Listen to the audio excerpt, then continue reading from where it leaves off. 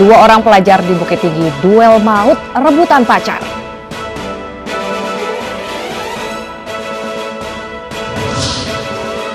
Puluhan rumah di Pejaten Timur, Pasar Minggu, Jakarta Selatan terendam banjir.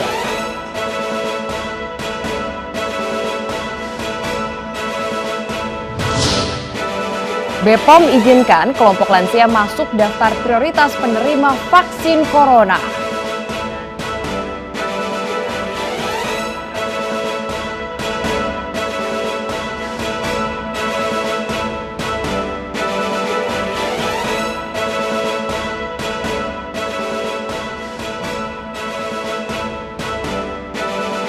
Halo, selamat malam pemirsa. Pedangdut Ridho Rhoma kembali ditangkap polisi atas kasus narkoba. Dari hasil tes, Ridho positif amfetamin. Selengkapnya dalam Ainus Malam bersama saya, Salsabila Syairah.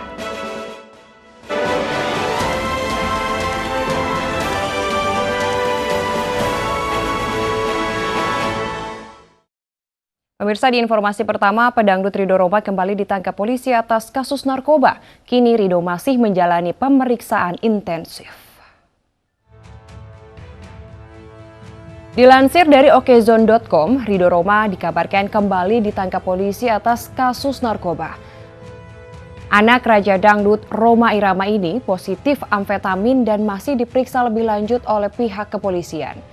Ini adalah kali kedua Ridho Rhoma terjerat kasus narkoba. Januari 2020 lalu, Ridho bebas bersyarat atas kasus penyalahgunaan narkoba. Rencananya pihak kepolisian akan memberikan keterangan atas kasus ini pada hari Senin 8 Februari besok.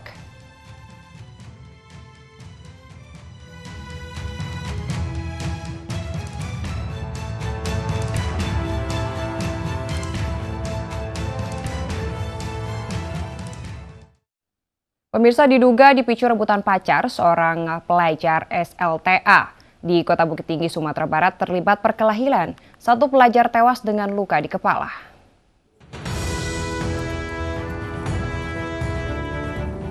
Vito Khair Khalis, pelajar 17 tahun siswa kelas 10 Madrasah Aliyah Negeri 1 Bukit Tinggi, Sumatera Barat, menghembuskan nafas terakhir di ruang unit gawat darurat Rumah Sakit Yarsi Bukit Tinggi. Korban tewas dengan kondisi geger otak dan pendarahan di kepala akibat benturan. Kepada polisi, teman korban menyebutkan korban tewas setelah bertengkar dengan pelaku dipicu masalah rebutan teman wanita. Korban tidak terima mantan pacarnya berpacaran dengan pelaku NR, pelajar kelas 10 SMA Pembangunan Bukit Tinggi. Sebelumnya korban dan pelaku terlibat pertengkaran di aplikasi WhatsApp. Keduanya janjian bertemu di depan rumah dinas wali kota Bukit Tinggi hingga perkelahian antar keduanya tidak dapat dihindari. Perebutan perempuan pacar. Kejadian tersebut korban dilarikan ke rumah sakit dan tadi pada pukul 18:17 korban dinyatakan meninggal dunia.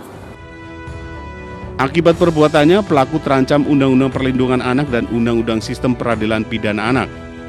Sementara jenazah korban dibawa ke Rumah Sakit Bayangkara Polda Sumbar untuk diotopsi. Dari Bukit Tinggi, Sumatera Barat, Wahyu Segumbang, Ainus melaporkan. Sementara itu pemirsa, diduga terlibat cinta segitiga. Janda 3 anak di Sidoarjo, Jawa Timur dianiaya kekasihnya saat tengah bermesraan di dalam kamar dengan pria lain. Pelaku yang kalap menganiaya kedua korban dengan senjata tajam.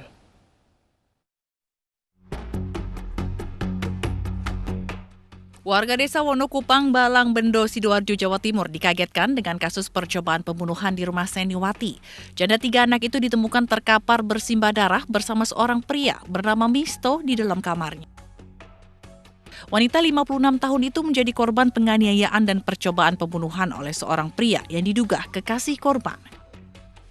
Hasil olah tempat kejadian perkara, kedua korban, Seniwati dan Misto, dianiaya pelaku saat sedang berduaan di dalam kamar. Setelah menganiaya kedua korban, pelaku langsung melarikan diri. Kejadian ini diduga akibat dari cinta segitiga, dendam asmara, akhirnya terjadilah kejadian ini. 2 orang korban dianiaya oleh pelaku. Kedua korban dianiaya di dalam kamar saat berhubungan. Kedua korban kini dirawat di Rumah Sakit Anwar Medika Krian karena menderita luka parah di bagian kepala. Sementara pelaku yang sudah diketahui identitasnya masih buron. Dari Sidoarjo, Jawa Timur, Pramono Putra, iNews melaporkan.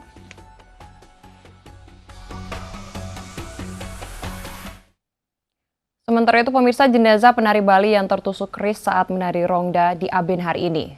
Dan sementara itu polisi juga masih terus menyelidiki kasus ini guna memastikan ada unsur kesengajaan atau tidak.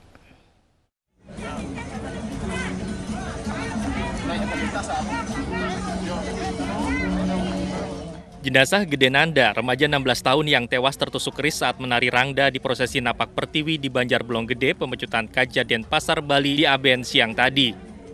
Sebelum ngaben, keluarga besar almarhum Gede Nanda terlebih dulu menggelar sejumlah prosesi yang hanya melibatkan internal keluarga. Setelah prosesi, tepat tengah hari upacara ngaben pun dimulai.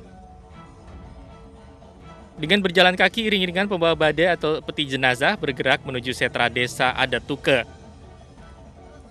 Semasa hidup, almarhum dikenal sebagai sosok berbakat dalam bidang kesenian, mulai dari menari, pewayangan, hingga menjadi penabuh. Dari baru TK, karena saya sudah punya bakat seni yang luar biasa. Itu merupakan kesan bagi saya sebagai pamannya yang tidak mengetahui masalah kesenian, tapi kepada saya bisa memperlihatkan yang begitu. Itu yang pertama kesan. Yang kedua, kesannya dia itu adalah segala sesuatu yang dia inginkan itu memang tidak bisa dipungkiri.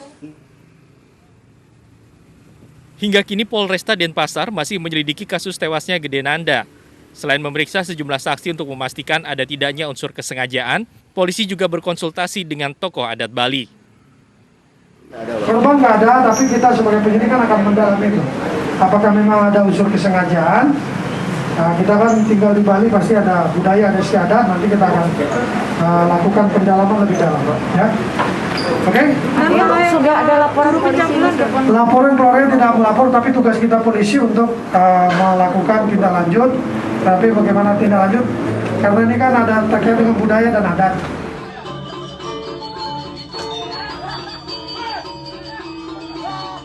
Gede Nanda tertusuk keris saat menari rongda di prosesi Napak Pertiwi yang diikuti kurang lebih 30 orang.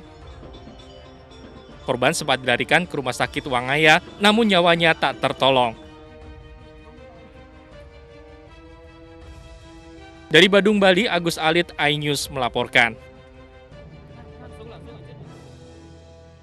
Pemirsa, polisi periksa 7 saksi terkait temuan jasad perempuan tertusuk bambu di Garut, Jawa Barat. Polisi juga masih menunggu hasil otopsi untuk mencari penyebab kematian korban.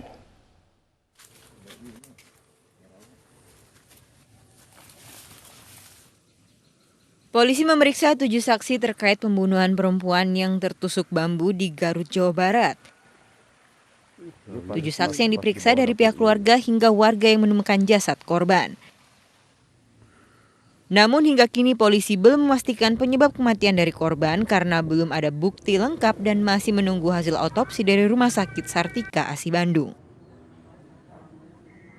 Saksi kurang lebih ada 6-7 orang. Itu siapa aja? Itu dari pihak keluarga juga ada, bibinya, uaknya, kemudian juga dari tetangga yang melihat korban terakhir juga kita periksa. Kita belum bisa memastikan, sambil kita menunggu hasil visum, kita juga melakukan penyelidikan. Nanti kita hasil penyelidikan kita match-kan dengan hasil visum, mungkin bisa kita nanti kita setidak-tidaknya bisa menyimpulkan sementara. Jasad perempuan yang tertusuk bambu ditemukan di pinggir Sungai Cimalaka pada Jumat kemarin. Jasad ini ditemukan warga yang sedang melintas di lokasi.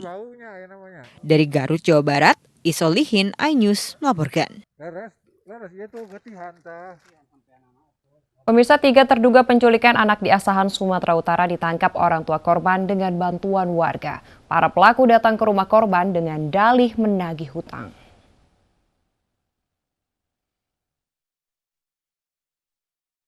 Tiga pelaku penculikan anak di Asahan, Sumatera Utara ditangkap orang tua korban yang dibantu warga sekitar di rumah. Peristiwa berawal saat 5 orang datang ke rumah korban hendak menagih utang dengan nilai 65 juta rupiah. Namun pihak keluarga korban menyangkal tidak memiliki utang atas kerangka baja bangunan yang dituduh pelaku. 5 pelaku hendak menculik anak korban tetapi gagal, 3 tertangkap sementara 2 lainnya kabur. Baik-baik katanya, abang itu melarikan uang 65 juta katanya. Aku udah nggak ini lagi, lain ini udah rencana ini, udah orang-orang ini, itu aku. Kok tahu kakak sendiri ke anak kakak diculik gimana ceritanya? Aku kan lagi di luar. Anakku yang si kakaan ini ngadu. Begitu aku pulang, dia ngadu, mak, si adik dibawa orang itu naik mobil. Terus si ayah atau apa ada nggak mengejar si pelaku ini kak? Aku ngejar sampai aku kesana. Mobil penculik yang dirusak warga dibawa ke Polres Tanjung Balai sebagai barang bukti dan polisi tengah mendalami penculikan bermotif utang untuk mengejar 2 pelaku yang masih kabur. Dari Asahan, Sumatera Utara, Ulil Amri, iNews melaporkan. Beralih ke informasi selanjutnya, pemirsa, sejumlah orang yang mengaku sebagai dukun atau paranormal mendeklarasikan diri dalam sebuah organisasi dengan nama Persatuan Dukun Nusantara. Salah satu agenda kegiatannya adalah membuat festival santet dan pengobatan supranatural secara gratis.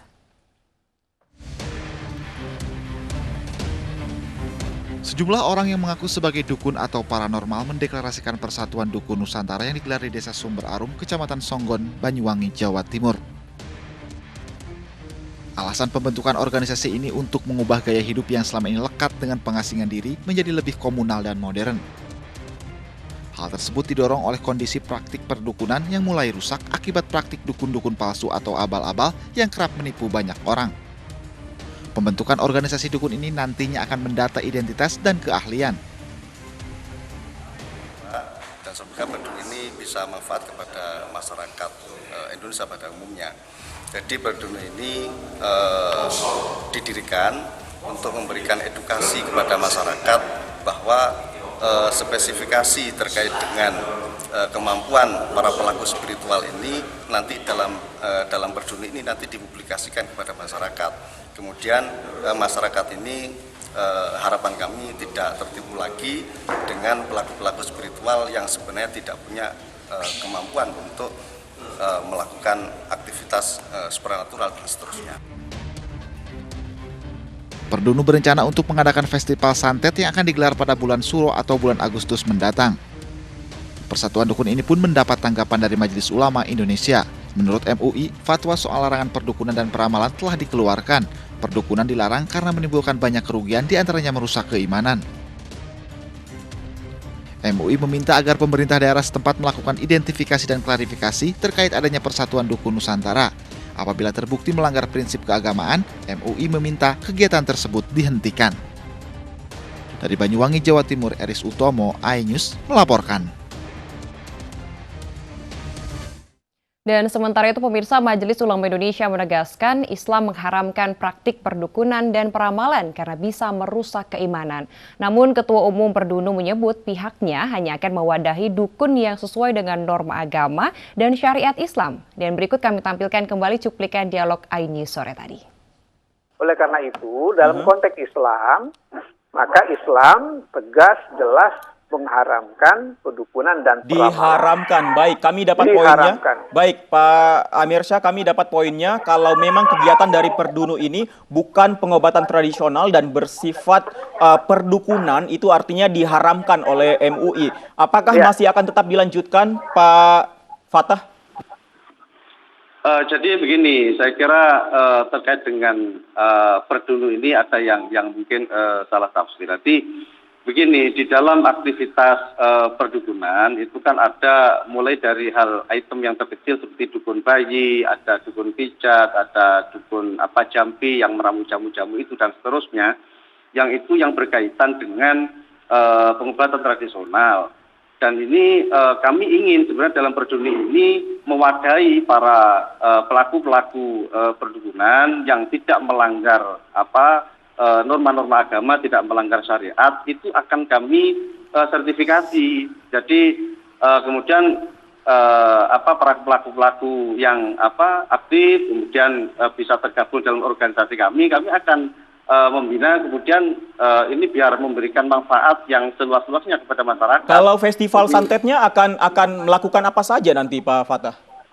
Itu kan hanya sebuah brand yang kemudian nanti isi dan seterusnya akan kami sampaikan kepada dinas pariwisata besok. Jadi saya tidak bisa menyampaikan di sini karena saya yakin tidak cukup waktu dan nanti akan satu kegiatan saja tidak bisa Anda berikan contoh? Kenapa? Satu kegiatan di festival santetnya misalnya apa? Belum bisa sampaikan di sini karena memang begini. Perlu saya potong Pak Fatah. Saya potong dulu, maaf. Ya, jadi begini ya. Saya sangat mengapresiasi kalau pengobatan tradisional dan ini dilindungi oleh Kementerian Kesehatan. Oleh karena itu, agar tidak meresahkan masyarakat, sekaligus tidak membingungkan masyarakat, maka alangkah baiknya saya selaku Sekretaris Jenderal Majelis Ulama Indonesia, mari kita ciptakan suasana kehidupan masyarakat di suasana COVID sekarang, ya, masyarakat lagi dalam keadaan butuh bimbingan spiritual. Maka penguatan bimbingan spiritual itu sangat dibutuhkan. Saya juga ada teman saya, Ustadz Fadlan di Bekasi di sebuah pesantren, itu saya pernah melakukan. Pemirsa, lebih dari 500 rumah warga di Kabupaten Bekasi, Jawa Barat terendam banjir selama 3 hari. iNews Malam akan kembali dengan informasi selengkapnya.